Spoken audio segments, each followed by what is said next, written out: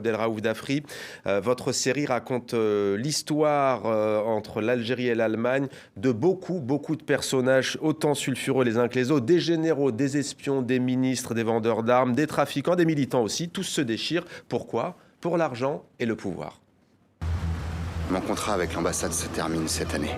Viens avec moi. En Algérie, je suis juge d'instruction. En Allemagne, je serai quoi? Vous êtes en Algérie, monsieur Richter. Tout est possible. Même le pire. 2 ressortissants allemands sont retenus par des terroristes quelque part en Algérie. Vous représentez notre pays. Alors, tâchez de faire preuve d'un peu de tact. Votre président a garanti à la chancelière une pleine et étroite collaboration entre vos services et l'Office fédéral de police criminelle que je représente. Nous sommes un État souverain. Et sur le sol algérien, vous n'avez aucun pouvoir de police. Ne cherche pas à affronter le général Outoumi, s'il te plaît. Mes compatriotes n'ont pas été enlevés par des islamistes. Pour qui vous travaillez? Mon pays? Hamel n'est loyal qu'envers l'Algérie et envers le général Soudani. Alors méfiez-vous, s'il vous plaît. Ils s'en foutent de toi. T'es qu'un instrument. Depuis combien de temps tu sais pour nous deux? Je me doutais que cette histoire avec un étranger pourrait devenir utile. Alger confidentiel, 2012, un cadre allemand de l'industrie, on vient de le voir, est enlevé, cadre de l'industrie d'armement. Alors tiens, d'abord, qu'est-ce qui vous a donné envie, vous, de scénariser cette histoire?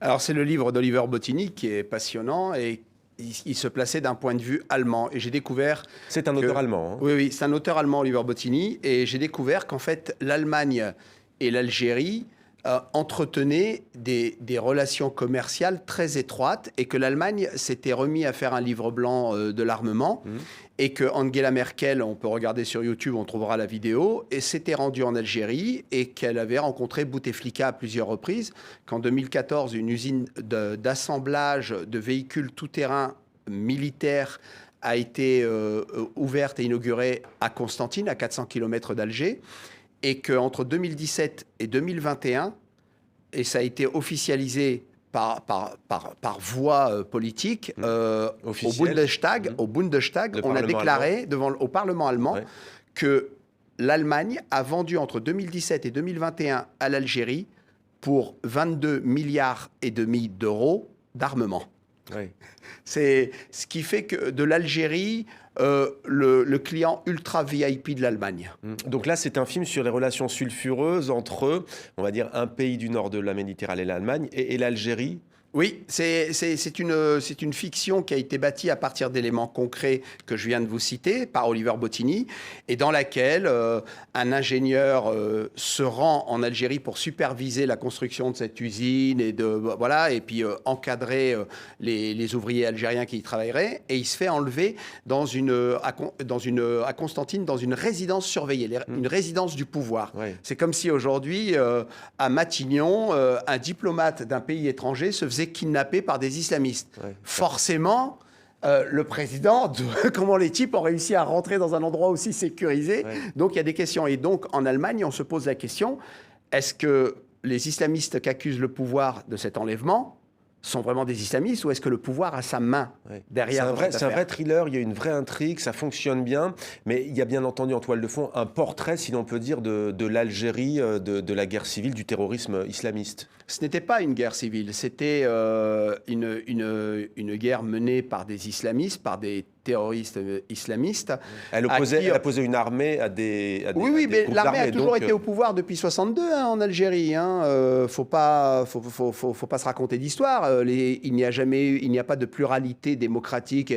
En France, on a un trop-plein, entre guillemets, je mets trop, entre guillemets, le trop-plein de prétendants au titre de président de la République. En Algérie, il n'y a qu'un parti. Moi, je me souviens quand j'étais petit, c'était à l'époque de Chadli Benjedid, j'étais avec mes parents en Algérie et il y avait 2 bulletins de vote. Et sur les 2 bulletins de vote, il y avait le même nom, Chadli Benjedid, et l'un était marqué oui et l'autre était marqué non. Ouais. Mais selon vous, que dit... Il n'y a pas grand choix.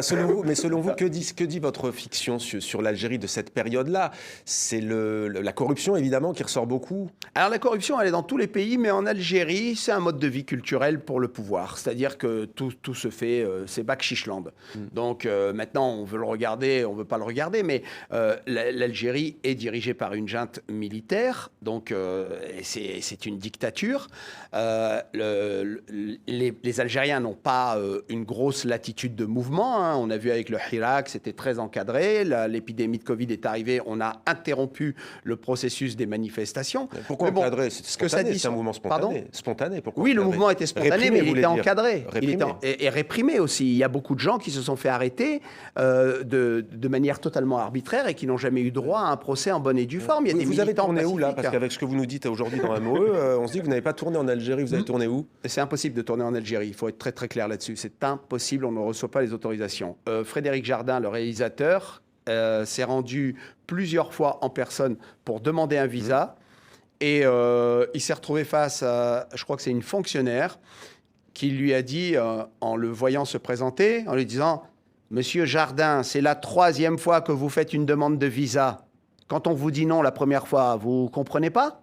Et vous avez tourné où alors? Du coup, on est allé au Maroc. Ouais. C'est le pays le plus accueillant pour le cinéma. Alors, vous le savez, Abdelraouf Darri, quand on parle de l'Algérie sur une chaîne française, là, en l'occurrence, c'est une chaîne franco-allemande, mais ça ne change pas la donne. Il y a une avalanche de réactions. Alors, disons-le, pour certains qui ont déjà vu la série sur le fond d'une œuvre, ce qui est totalement légitime, pour d'autres, ça l'est tout autant d'ailleurs, qui disent, si je résume un peu le propos, voici, si on ne nous laisse pas filmer nos propres images, raconter nos propres histoires, d'autres s'en chargeront à notre place. Qui peut faire passer le message aux décideurs de ce pays?